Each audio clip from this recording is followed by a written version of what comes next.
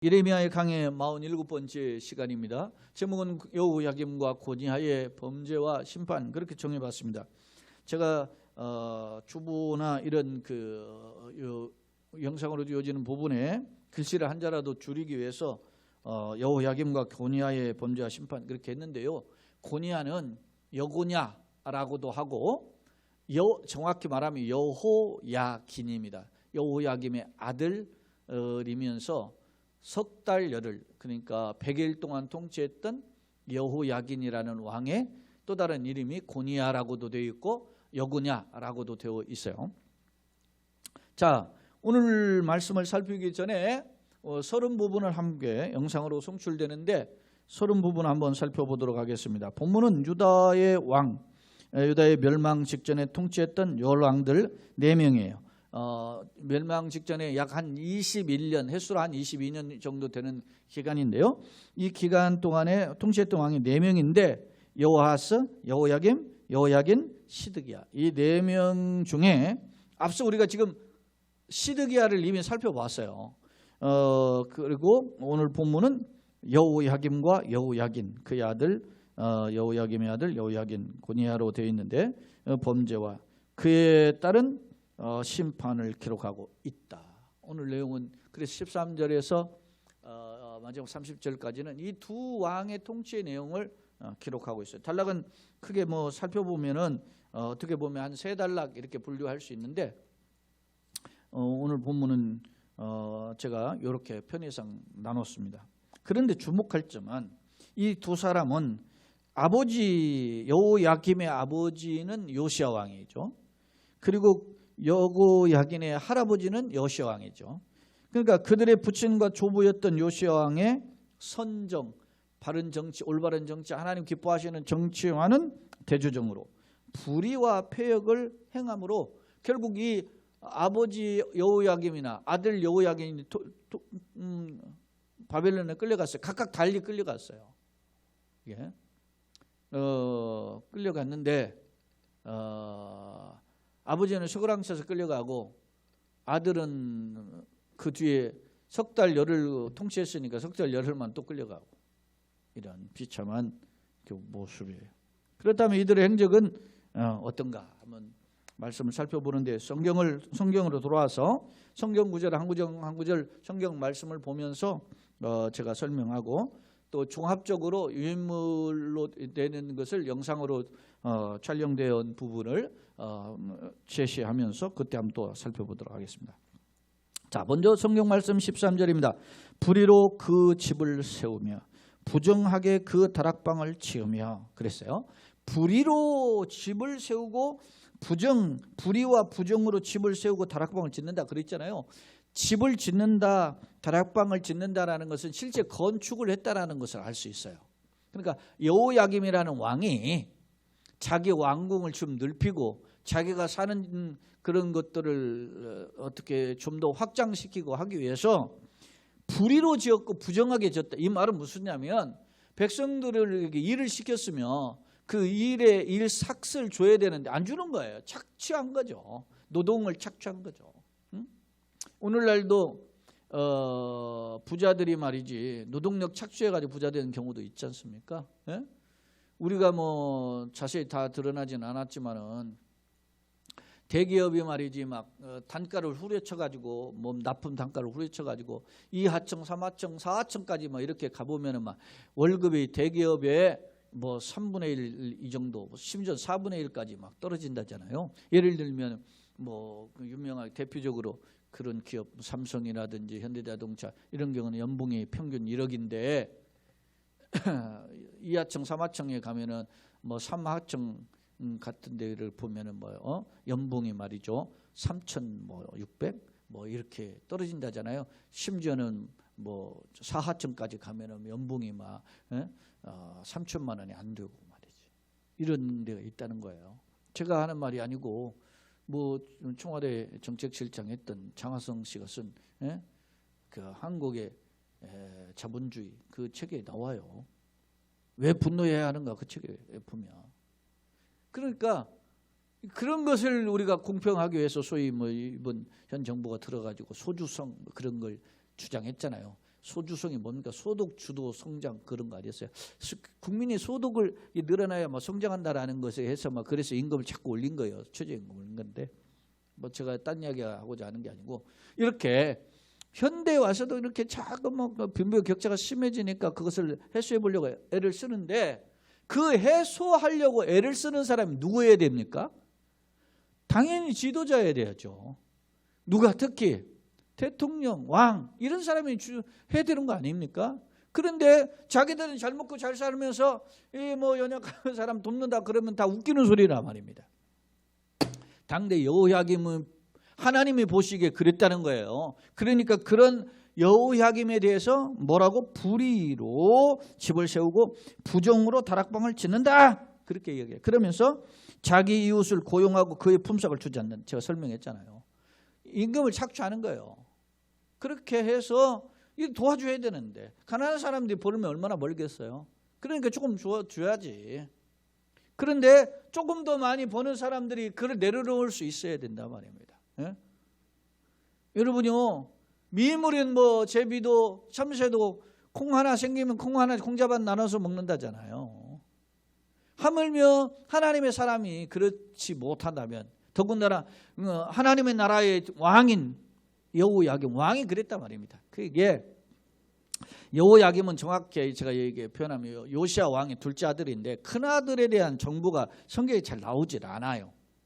그래서 그 큰아들에 대한 인포가 없어서 이제 근데 둘째 아들이 여호야김이고 셋째가 시드기야고 넷째가 여호아스인데 사실은 요시야 왕이 죽고 바로 이어서 여호야김이 왕이 된 게 아니고 그 자신의 동생 여호아스가 왕이 됐어요. 석 달 동안 됐는데 석 달 동안 이제 왕으로 세운 사람이 누구냐면 백성들이 세운 거예요. 나라에서 왕이 죽으니까 요시야 왕이 무기또에서 애굽의 바로 느고라고 하는 그런 왕과 전쟁을 벌여가지고 무기또에서 전쟁에서 죽어요. 39살에. 그러니까 왕이 죽으니까 국가가 공백이니까 왕의 소위 말이면 네 번째 아들인 여호아스를 백성이 옹립해서 왕으로 세웠는데 이 지금 애굽이 세잖아요. 세니까 그냥 막 묵사발을 시켜버리고 이스라엘 와가지고 여호아스를 끌고 가버린 거예요. 석 달 만에. 그리고 누굴 세웠느냐? 그의 형 여호야김을 왕으로 세워놓고 간 거예요. 그러니까 여호야김의 입장에서는 누가 자기를 세운 거예요? 애굽의 왕이 세웠잖아요. 그러니까 애굽한테 자꾸 좀 늘어나는 거야. 근데 당시에 선지자 요시야 왕 때부터 활동했던 선지자가 예레미야인데 예레미야가 정신 차려라, 하나님을 경외함을 배워라 그렇게 이야기했는데 백성들이요, 요시야 왕이 얼마나 선한 왕입니까? 그런데도 말을 잘 안 들어요. 흉내만 낼 뿐이지. 여러분요, 보세요. 아버지가 그랬으면 아들들이만 정말 반듯해야 될 거 아닙니까? 근데 이런 뭐 아들들이 말이지 다 싸가지가 없어요. 아들 손자들이 왕이 4명이 되는데 그게 참 안타까운 일이죠. 자, 이야기가 좀 확대됐지만, 자, 불의한 짓을 하는 건데 부정한 짓을 했는데 자기 거의 궁궐을 왜 크게 짓겠어요? 자기는 쾌적하고 행복하게 살아보려고 하는 거야. 근데 여러분요, 요즘 저도 가끔 보는데 텔레비전에서 집 프로그램 많이 나와. 그게 기가 막힌 집들이 많이 나오대. 대한민국에 좋은 집들 많더라고. 아, 그런 집은 나도 가서 살고 싶다 그런데, 여러분, 내가 그런 집에 사는 거 잘못했다고 하는 게 아니에요. 그런 집에 살면서 내가 그렇게 살지 못한 이웃을 생각을 잊어버리면 그거 하나님 기뻐하지 않아요. 그걸 진짜 축복이라고 할 수 없어요. 저는 주일에도 이야기했지 않습니까? 지금 확진자가 말이지 200여 명 가까이 된 그 우리 제일교회 이단인데, 그 이단이 하는 짓이 하는 말이 뭐예요? 이 땅에서 잘 먹고 잘 살아야 천국에서도 잘 먹고 잘 산다, 그런 이야기를 하잖아요. 그러니 오직 잘 먹고 잘 사는 그것밖에 없는 거예요. 그게 축복이고 능력이고 성공이고 하나님의 은혜라고 생각하는 거예요. 불쌍한 거니 불쌍한 거예요. 그러면 예수님은 가장 실패한 분이죠. 이 땅에 오셔서. 인자는 머리 둘 곳이 없었어. 인자는 공중에 새도 집이 있고 여우도 굴이 있는데 인자는 머리 둘 곳이 없었어요. 그러면 예수님이 그렇게 제 머리 기대고 누우실 곳이 없었으면 예수님처럼 불쌍하게 사시는 분이 없잖아요. 그러면 예수님은 그러면 소극의 말에 의하면 예수님 천국 못 간 거 아니야. 말도 안 되는 것을 그렇게 했는데도 거기 밑에서 아멘하고 막 그러냐고. 여러분의 이야기가 확대됐지만 정광훈이 그렇게 하는 거 세상으로부터 우리가 욕을 진탕 먹고 있는데 왜 그래요? 한마디로 이야기하면은 신천지 그렇게 난리치고 할 때 그렇게 했더니 기독교인들이 이단이라고 했길래 신천지는 이단이니까 사입이니까 그따위로 하는가 보다 생각했는데 이번에 정광훈이 하는 거 보면 신천지보다 더 하더라는 거 아니야. 그러니까 니들은 이단이라고 할 때 욕하더니 말이지 니들은 뭐 신천지보다 더 하다니까 도찐 개찐이 아니라 더 못하다고 생각하니까 한국 교회를 향해서 막 무시하는 거 아닙니까? 소위 말로 세상 말로 개무시 당한 거 아니에요 지금. 예배 아예 그 교회만 콕 찍어가지고 예배 못 드리게 하는 거. 교회를 개무시한 거예요 그거. 그래도 우리가 말 못하는 지금 상황에 와버렸잖아요 지금.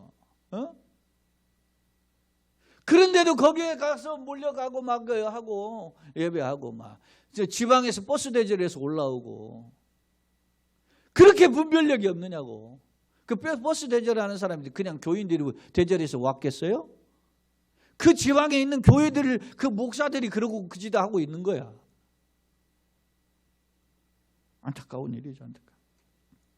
자, 14절에 보면은 그가 이르기를 이제 여호야김 뭐라고 하냐 이 집 지면서 하는 이야기예요.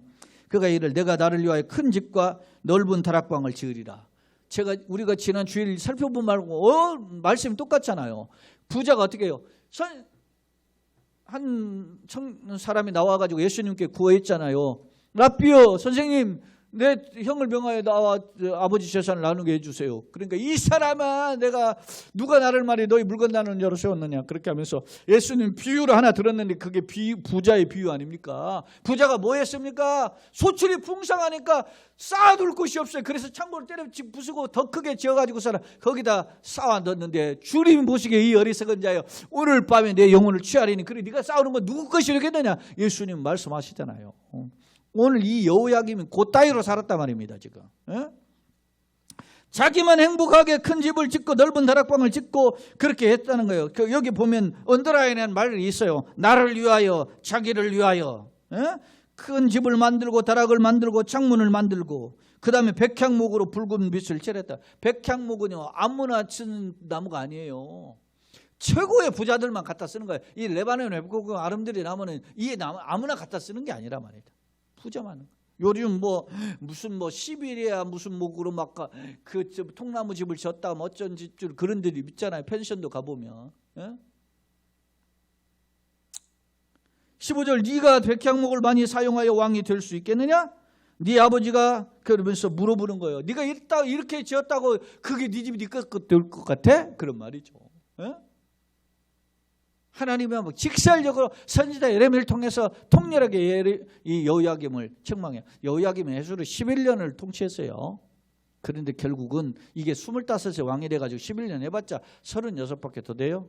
지네 아버지는 하나님의 나라를 위해서 살다가 선원아비 전쟁 때 죽었는데 지는 호의호식을 하면서 막 하면서 아무리 살려고 봐도 11년밖에 그 짓 못하고 산 거야. 그리고 지 아들은 석 달 만에 끌려가고 석 달 열흘 만에 바벨론에. 물론 이 여호야김은 바벨론에 끌려가서 감옥 생활을 하다가 37만 만에 풀려나가지고 대접을 받긴 해요.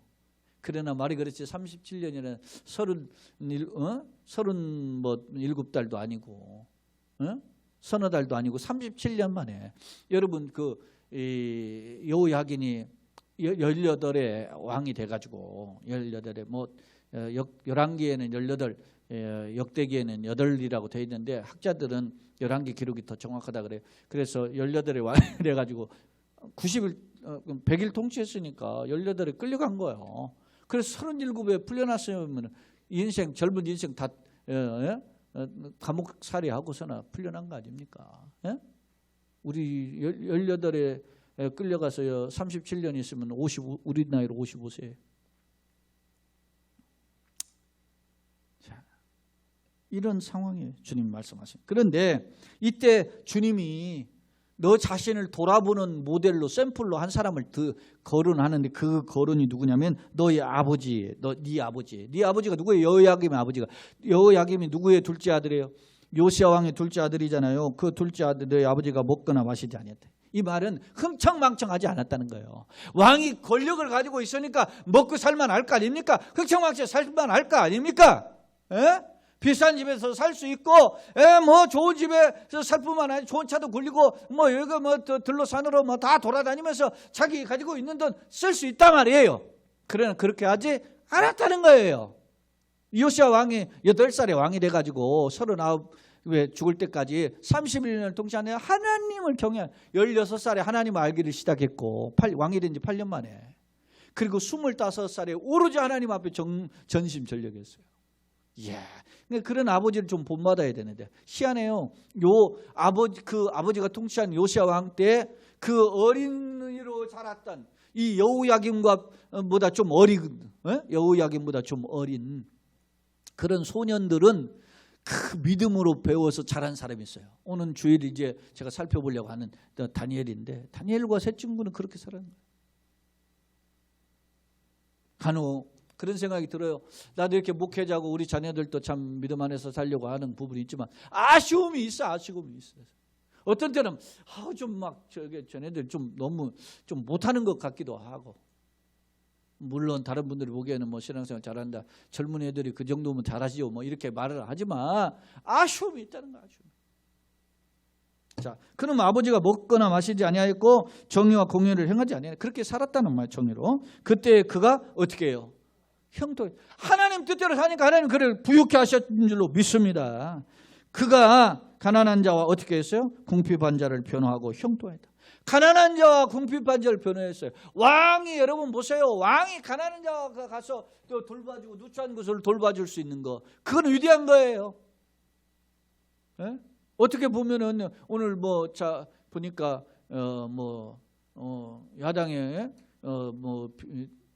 비상위원장이 말이지 5.18 묘지에 가가지고 무릎 꿇었잖아. 그거 80 넘은 양반이 그거 하는 거 사실은 어떻게 보면은 좋게 평가해 줘야 되는 거예요. 이제까지 야당에서 그런 생각을 갖고 그렇게 행동하지 않았으니까 이 사람 좀 달라지나 그런 생각이 좀 엿보이기는 하는데, 어찌됐든 왕이 궁핍한 자와 가난한 자를 생각했다는 거.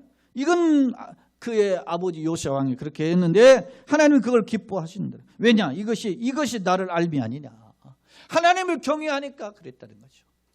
예수님 말씀하셨지 않습니까? 내가 굶주렸을 때 너희가 먹을 것을 주었고, 심판날에 하시는 말씀이에요. 오른편의 양과 왼편의 염소를 갈라놓을 때 오른편의 양에게 그런 말을 하는 거. 내가 굶주릴 때 너희가 먹을 것 주고 내가 헐벗을 때 입을 걸 주었다. 주님, 우리가 언제 그랬습니까? 그러니까 예수님 그래. 지극히 작은 자에게 한 것이 곧 내게 한 것이다. 그러면서 왼편의 염소의 무리들에게 너희가 말이지 내가 굶었을 때 먹을 걸 주지 않고 헐벗을 때 입을 걸 주지 않은, 주님 우리가 언제 안 했습니까? 지극히 작은 자에게 하지 않은 것이 내게 하지 않은 것이다. 그러나 17절, 시간이 좀 빨리 가기 때문에 빠르게 살펴보겠습니다. 내 두 눈과 마음은 탐욕과 무지한 피를 흘림과 압박과 포악을 행하려 할 뿐이다. 아버지와는 대조적으로 너는 어떻게 해요? 억압을 하고 네 욕심을 위해서 채우는데 급급했다라고 책망하시면서, 그렇기 때문에 18, 19절에 이런 주님이 준엄한 책망을 하셔요. 그러므로 여호와께서 유다의 왕 요시야의 아들 여호야김에게 대하여 이와 같이 말씀하시니라. 무리가 그를 위하여 슬프다 내 형제여 슬프다 내 자매여 하며 통곡하지 아니할 것이며, 그를 위하여 슬프다 주여 슬프다 영광이여 하며 통곡하지. 슬프다는 말은 없을 거죠. 우리가, 여러분, 왕이, 백성이 죽어도 슬퍼 통곡하는 거잖아요. 근데 왕이 죽었는데 슬퍼하지 않아. 왜? 아이고 그럼 잘 죽었다. 에? 여러분요, 국가의 지도자를 정신 차려야 돼요. 지들이 다 잘하는 것 같지? 대통령 할 때는 다 잘해. 그러나 말이지 돌아서면 다 욕하잖아요. 그때 백성들의 평가를 받기를 두려워해야 돼요. 백성만 바라봐야 되고 백성만 섬겨야 되고 백성의 평가에 귀를 기울여야 돼요. 백성을 자기가 생각으로 말이지 좌우해가지고 생각을 뜯어고쳐가지고서나 말이지 뭐 인기를 조절하려고 그러면은 부메랑이 돼가지고 맞을 거예요. 그 경고예요. 2600년 전의 이야기지만 오늘 우리에게도 경고라. 이게 뭐 단순히 왕 지도자만 이야기합니까? 작은 어떤 사업장을 거닐고 있어도 그런 생각으로 가지고 살아라, 그런 말이죠. 그러면서 그가 끌려 예루살렘 문 밖에 던져지고 나귀같이 매장함을 당해. 여러분 나귀를 매장하는데 뭐 잘 땅 파고 제대로 매장해 주겠어요? 대충이야, 대충. 나귀같이 매장한 거죠. 쓸모없는 시체. 사랑 여러분, 여호야김의 이 비참, 성경의 역대하 36장에 보니까 쇠사슬에 끌려갔다. 쇠사슬에. 예? 이게 여호야김이 끌려갈 때부터가, 여호야김 끌려가고 그리고 그 아들 이 여호야긴이 끌려갈 때가 바벨론 1차 포로예요. 1차 포로. 그래서 70년 만에 1차 포로 끌려가고 또 2차 포로 끌려가고 3차 포로 끌려가는데, 그 3차 포로 끌려가고 약 50년, 1차 포로 끌려가고 70년 만에 돌아오잖아요. 70년이면 말이 그렇지 두 세대예요, 두 세대.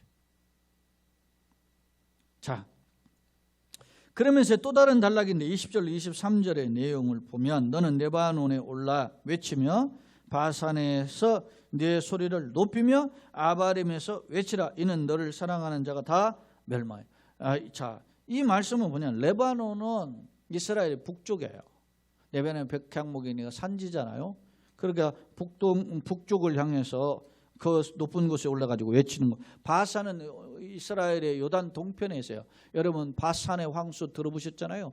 왜 황소들이 거기에 거해요? 거기에 목초지라 풀이 많아가지고 사람 막 하는 거죠. 거기서도 외치고, 또 아바림이라는 것은 이것은 산지인데, 산맥인데 이 이스라엘의 남쪽으로 위치하는 큰 산이에요. 이 높은 거기서 올라가면은 다 보이는 거죠. 그런 곳에서 외치라 그래요. 뭐라고 외치냐? 너를 사랑하는 자가 다 멸망하였느니라. 네가 평안할 때에 내가 네게 말했지만은 네 말이 나는 뭐요? 듣지 아니라. 이게 얼마나 교만합니까? 우리가 하나님께서 기회를 주신 거예요. 이게 선지자를 통해서 이렇게 기회를 주신데 안 들어. 오히려 하나님의 선지자를 말해 죽였어요. 이게 이 여호야김 핍박한 거죠. 듣기 싫다는 거죠. 오늘날도 진리의 귀를 기울이는 자는 사는 역사가 있을 것입니다. 그러나 반대로 진리의 말씀을 듣지 않으면 강팍해지면, 여러분요, 이게 한 가지 우려스러운 게 뭐냐면은, 교회가 이렇게 해서 그렇지만은 사실은 교회 아주 지극히 일부만이 이런 문제예요. 어떤 곳에 있는데 막 교회를 쌓아봐서 교회가 막 다 그런 것이 그냥 공격하고, 그리고 마치 교회가 말이지 썩어져 문드러질 것 그런 곳이 그냥 비판해. 여러분요, 솔직히 까놓고 이야기해서 세상 사람들하고 교회 비교해 보면 교회가 부족한 게 또 많이 있지만, 그러나 세상 속에서 많은 좋은 여러 일을 많이 해요. 그렇게 세상 사람들이 비웃을 만한 대상은 아니에요. 이렇게 비춰져서 그렇고 여름무리식으로 이렇게 가서 그렇지. 돌아보면 교회가 하는 일, 잘하는 긍정의 일, 좋은 일 많이 있어요. 우리 교회도 이렇게 작지만 하지 않습니까? 많이. 자기의 수입에 예를 들어서 10% 20% 누구 남을 위해서 돕는데 어디 있어요? 교회가 그렇게 하고 있잖아요. 지금 우리 교회도 그렇게 하고 있잖아요. 그런데 말이지 못하느니 어쩌느니 이야기가 좀 다른 각도로 갔지만, 여러분요, 듣지 않는 거예요. 하나님 메시지에 귀를 기울이지 않아요. 그러면 결국 어떻게 해요? 자, 보세요. 21절에 이 듣지 않는 게 뭐냐? 어떤 모습이냐? 네가 어려서부터 내 목소리를 청종하지 아니하며 너의 습관이라 그랬어요. 습관적으로 듣지 않아요. 귀를 기울이지 않는다는 거예요. 너의 목자들은 다 바람에 삼켜질 것이요 너를 사랑하는 자들은 사로잡혀 가리니 그때 네가 반드시 네 모든 악 때문에 수치와 욕을 당하리라. 결국은 듣지 않은, 귀를 기울이지 않으니까 심판당할 때 어떻게 해요? 돌이킬 수가 없는 겁니다. 준엄한 심판대 앞에 싹쓸이 두는 거죠. 그러면서 23절 레바논에 살면서 백향목에 깃들이는 자여 여인 해산한 고통 같은 고통이 되게 물 것이야. 백향목이 아주 아름드리 귀한 나무잖아요. 그런 곳에 산단 말이야.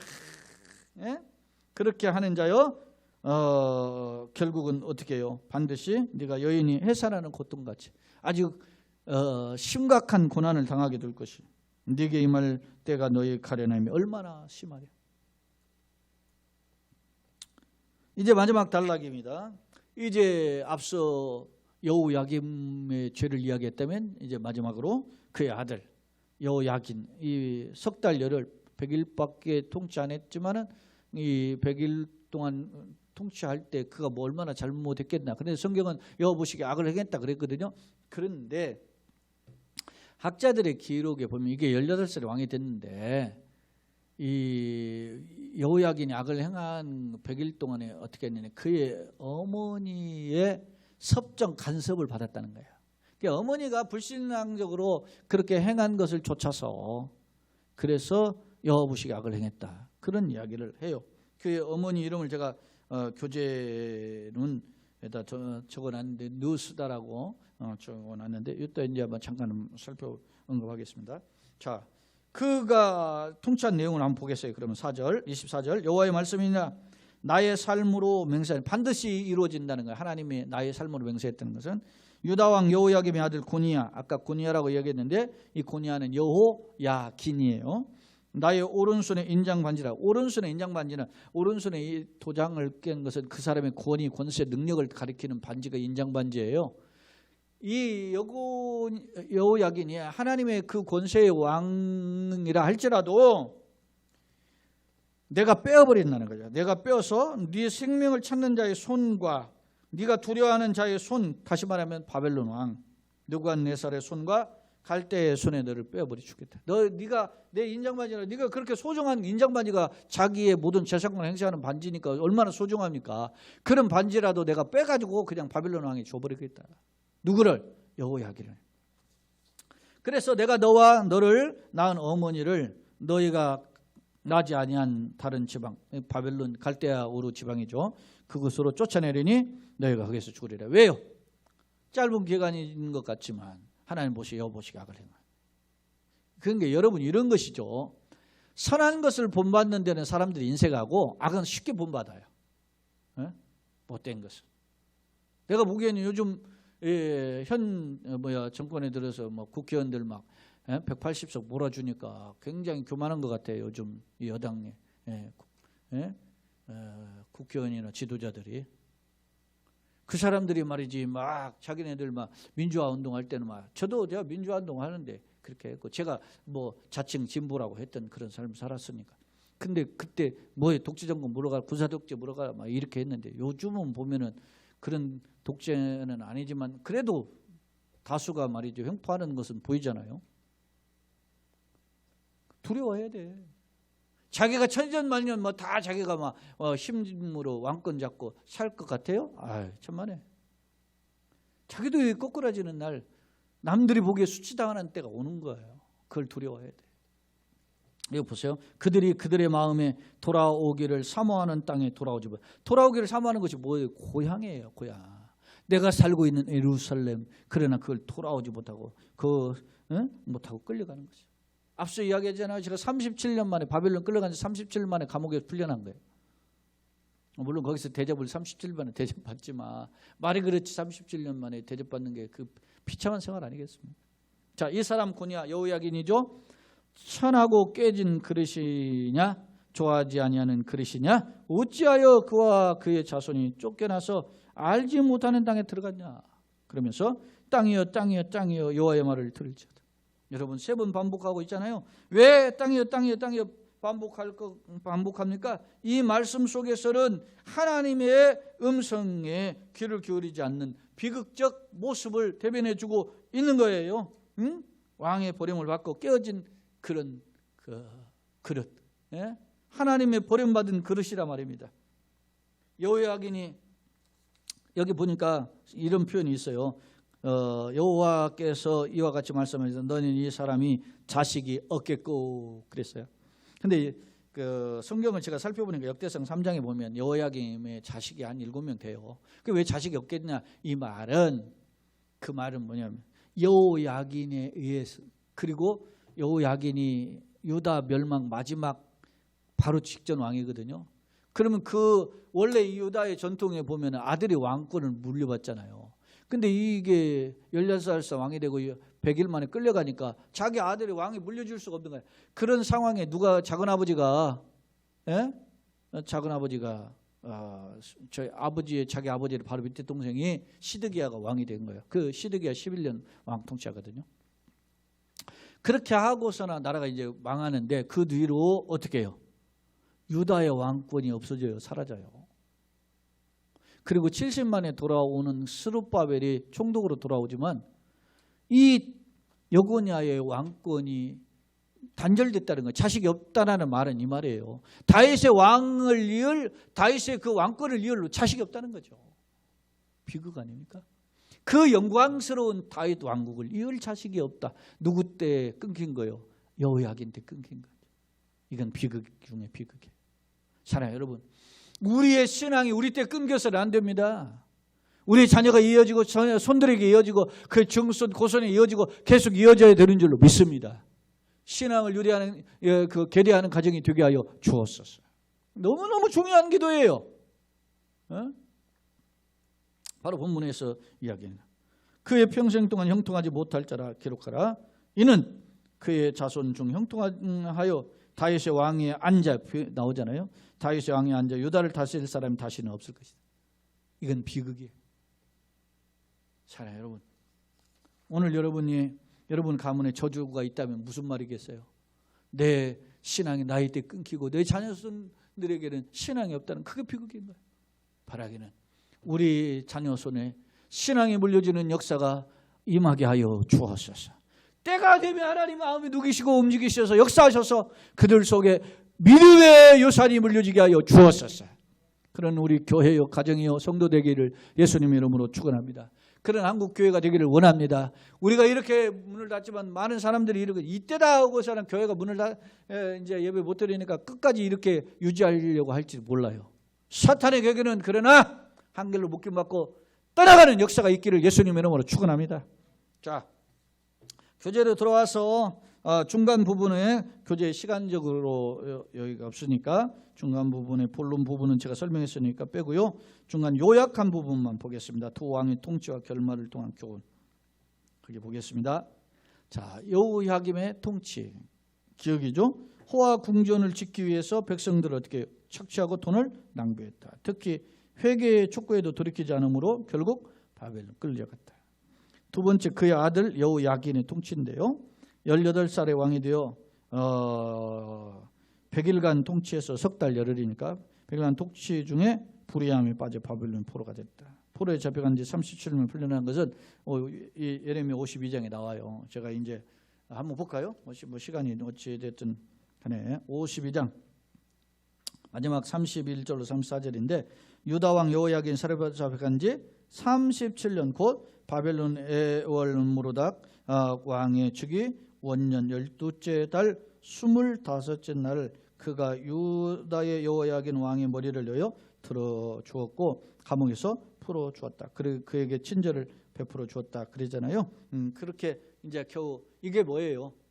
지가 잘나서 산 게 아니고 하나님의 은혜로 회복의 기회를 준 거지. 자, 그런 여호야긴의 모습이에요. 자, 이 왕들의 몰락 또 부자죠. 아버지와 아들의 몰락이 뭐예요? 하나님을 떠난 자는 자신은 물론 국가의 고통을 초래한다. 여러분요, 우리 현장 이런 코로나의 고통도 우리가 잘못해가지고 그런 고통을 당하게 되잖아요, 지금.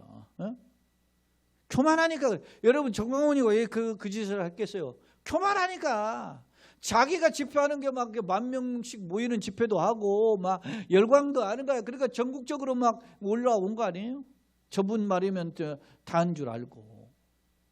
교만하니까 그런 거예요. 교만하니까. 그 사람이 유명하게 뭐 전국적으로 돌아다니면서 집회 안 했으면 뭐 그런 일이 벌어졌겠어요. 여러분 교만은 패망의 선망이에요. 거만한 마음은 넘어지면 앞잡이에요.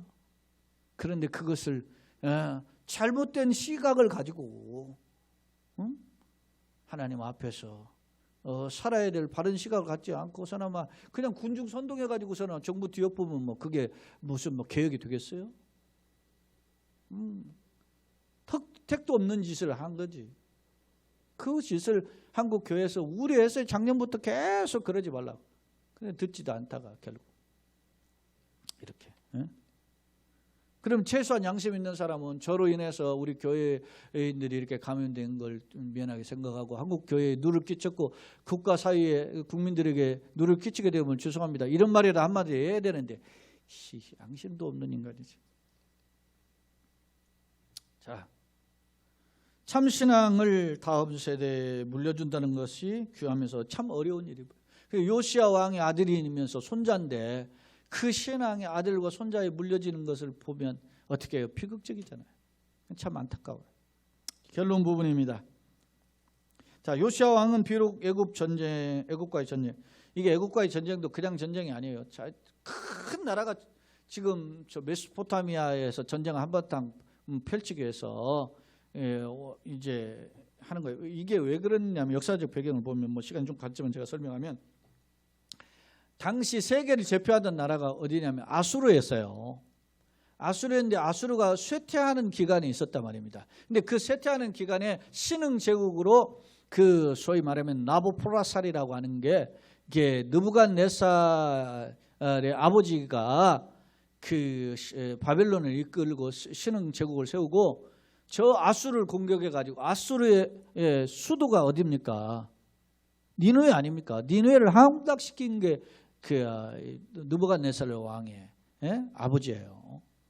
그렇게 하니까 세계 최강을 자랑하던 나라가 아수르였는데, 그 조금 변방에 떨어져 있지만 저 이집트인 애굽에 도움을 청하고 우리 동맹해가지고 이 지금 신흥으로 세월로 하는 바벨론하고 한바탕 싸우자 해가지고 동맹을 맺어가지고 싸우려고 이제 애굽의 바로가, 느구라고 하는 바로가 이제 가는 거예요. 가려면 어디를 지나야 돼요? 이스라엘을 지나야 되는데 이것을 요시야 왕이 못 간다. 네가 어디 감히 말이지 우리나라를 지나가려냐. 그러니까 바로 누가가 야 까불지 말아라, 너 그러다 죽는다, 그렇게 했는데 그걸 끝까지 굴복하지 않고 요시야 왕이 무기토에 가서 싸우다가 죽은 거예요. 요시야 왕은 중과부적인 힘을 가지고 있었지만 굴하지 않고 나가서 싸운 거다. 이게 그러다 죽은. 그러니까 오로지 평생 하나님만을 사랑했고 나라를 지키기 위해서 했다가 죽은 거예요. 그러면 아버지를 보고서는 본받아야 되는데 그렇지 못했어요. 생전에 그는 오로지 하나님을 바라보았던 선한 왕이었어요. 요시야 왕이. 예컨대 율법에 근거하여 하나님 경외했고 율법책을 발견하고 얼마나 그가 하나님을 두려워하는 마음으로 계획을 단행했습니까? 약자와 궁핍한 자를 변호했었다. 오늘 말씀을 살펴보았어요. 하지만 그의 뒤를 이은 아들, 손자, 아들은 여호야김, 손자는 여호야긴. 이 두 왕은 그 말고 뭐 앞서 이야기했죠. 여호아스도 있었고 또 시드기야도 있었죠. 이 네 명의 왕들은 전부 다 악한 왕이에요. 특히 나라가 몰락하는 이 네 명을 거치면서 만 21년 만에 나라가 망해요. 그렇다면 무엇이 이들로 하여금 이 악한 길을 걷게 했는가? 오늘 본문의 말씀만 보면 여호야김과 여호야긴을 보면 뭐예요? 자기만을 생각하는 거, 백성을 먼저 생각하지 않고 하나님을 생각하지 않고 나만을 생각, 나의 행복, 나의 잘 먹고 잘 사는 것만 생각하는 거예요. 그렇게 하다가 눈에 보는 욕심만을 쫓아다가 결국은 잘 먹고 잘 살 것 같았는데 오히려 바벨론의 포로로 끌려가게 돼요. 그렇습니다. 영광의 기회를 선용하지 못하고 하나님의 뜻을 떠난 자는 비참한 종말을 겪게 돼요. 오늘 나의 모습은 어떤가? 세상보다 말씀에 마음을 기울이고 있는가?